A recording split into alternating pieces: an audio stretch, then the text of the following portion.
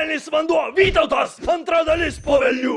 Nu, kaip pavasarojai, aš tai gerai. Daug maudžiaus ir gulėdamas po žvaigždėtų dangum spjaudžiau į GPS palidovus. Numušiau 7, pasiklydo daug žmonių.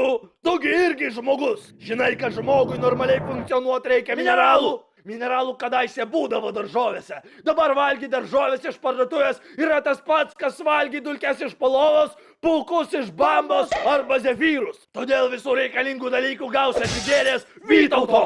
Mineralų kaip ir meilės nebus per daug. Paklauskim šito pono. Sutinku, štai tau keli faktai ir mitai. Numeris 1. Vytautė marinuoja šašlykus. Faktas! Numeris 2. Penktadienio vakarą Vytautas deficitas. Faktas! Pagirios yra bausmė. Neliga. Vytautas šitą bausmę stipriai sušvelnina ir paleidžia tave lygtinai.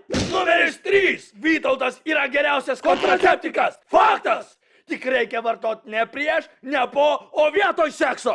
Ha! Juokelis! Matei, buvo vien faktai, nei vieno mito. Mitai skirti ne tau, o tokioms boboms, kurios antakius išsipešioja, paskui vėl nusipaišo. Gal puodelį logikos, moterį jeblem? Ne, ačiū, aš laikaus dietos. Sakai, dietos? Haha, pabandyk Vytauto! Jis greitina medžiagų apykaitą. Bendradarbė tas sakys, o, kaip tu sublogai, anksčiau gražiau atrodai. Sukta gyvatė, aš kaip pavydi, išgerk Vytauto, nusiramink, pagirk jos puikius ūsus ir dvigubą smakrą. Ir išvis šitas vanduo toks ypatingas, kad net įrašytas į Lietuvos raudonąją knygą.